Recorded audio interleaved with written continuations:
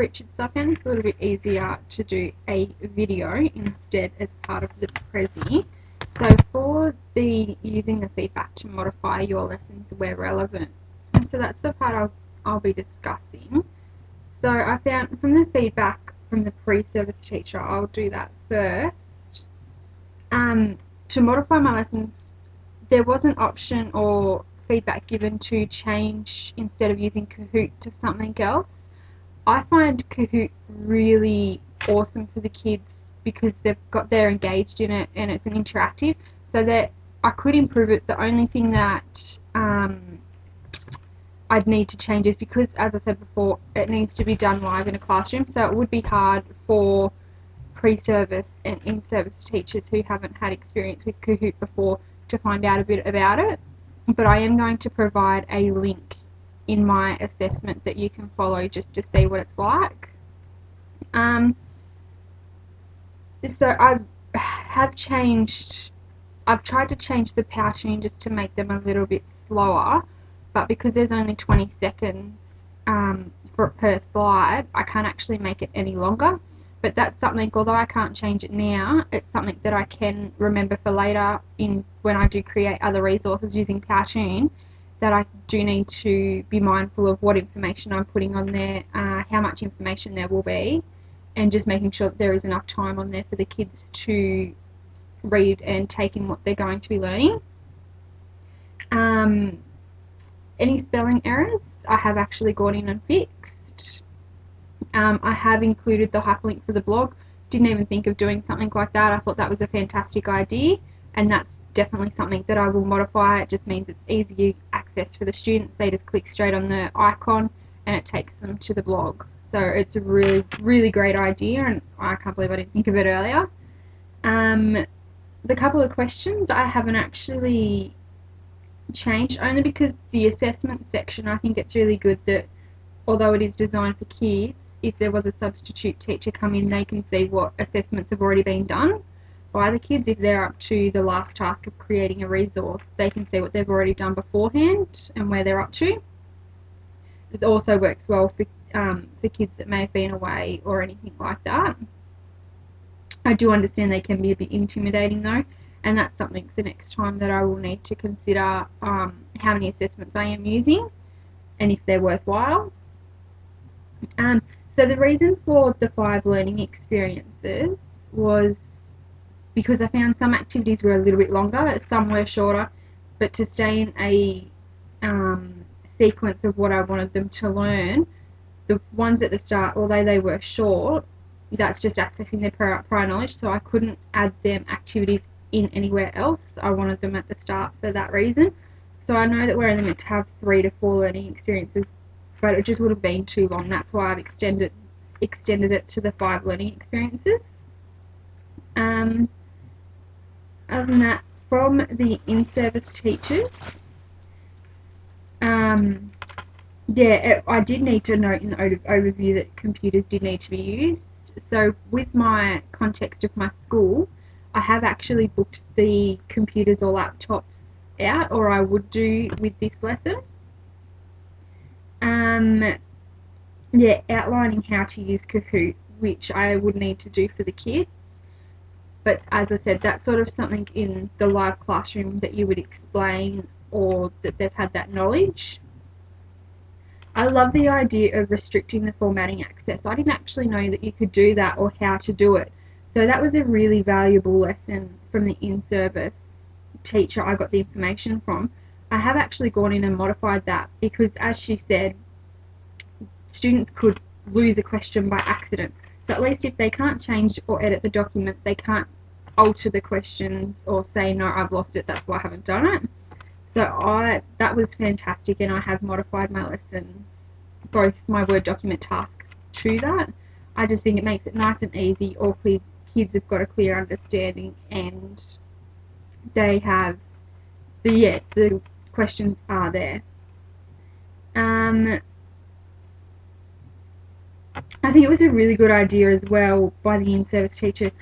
I didn't think of it, but yeah, pairing students who have reading difficulties, because in my context, in the learning participants, there are a couple that do have learning reading and learning difficulties. Could finally get it out. So I thought that was a great idea. I didn't think of pairing them with someone else who could read the information. And so that's a great idea. Having not much, one of the other in-service teachers said that there wasn't much purpose for icons down the bottom.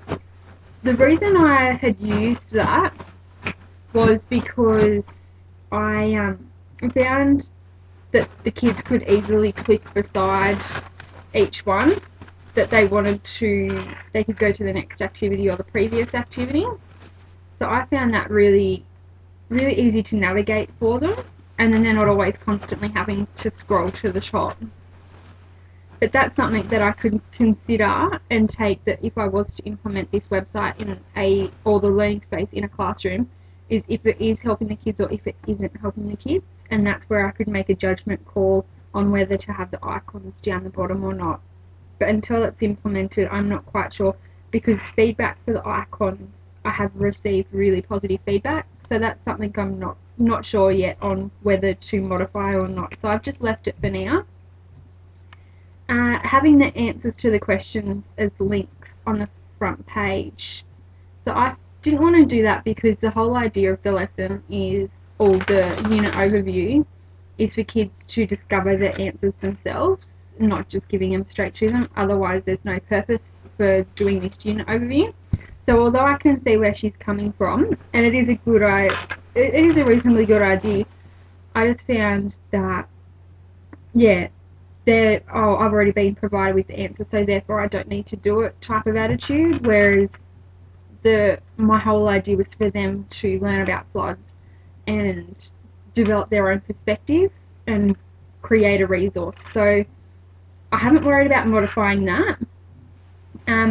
It was hard to read some sections, so I do need to be mindful of how much space is in between the lines, how much information I am actually putting on. I haven't gone through and modified the Prezi yet, as there was so much information, but I know that that's something I can consider for next time that I do need to improve on, and one thing I do need to focus on is reducing the amount of information I am providing the kids with, especially kids who do have reading difficulties. So there was lots of info included in each task, and it could have been hard to process, but I found that if I didn't explain to the kids that now that they have this understanding, that they're moving on to this, they don't have a clear idea of why they are doing some things. So that's why I found that including just that little bit of extra information, it's providing them with an understanding and the background knowledge of why they are doing it, and that's leading more into engaging them into the lesson.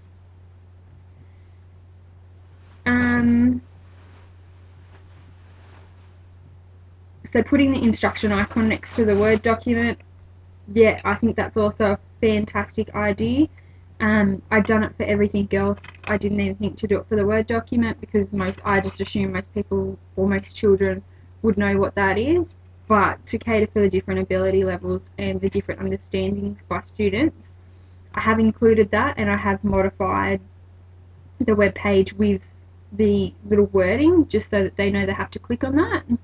So I think that's really a really worthwhile improvement that I have made, because it'll make it navigating around the website easier, and it will make it easier for the kids to use and know where they have to go. And yeah, task 6 being very open-ended to other tasks. I found by having some open-ended tasks, it allowed for creativity with the kids, and it made it a lot easier for them to take it on sort of their own idea, and it's engaging them because they can then choose where they want to take it and how far they want to go. So for the kids that may not have that extra, they can just make sure they've done what they need to, whereas the other kids who are higher order thinking students, they can then extend on what else they want to include and what else they want to do. So overall, I have made quite a few modifications, including spelling errors that I hadn't picked up on or anything like that. And yeah, I found it really useful getting this feedback, because although I didn't see it when I published the website, by having fresh eyes look at it and give me pointers, I found that really effective, because even though I went through it, I would never have picked up or changed things. So I think that was a really effective way. So I have modified most things that are relevant to, that I thought would improve the overall website. Some I haven't, because that's not the way that my idea was going, but I have taken that on board for future websites, future lessons. And if I was to implement this and found that that idea worked really well, then that allows me to modify it later on, but just not at the moment. So overall, yeah, I was really happy with all the feedback I was given, and the modifications that I've made, I'm happy with. So yeah, thank you.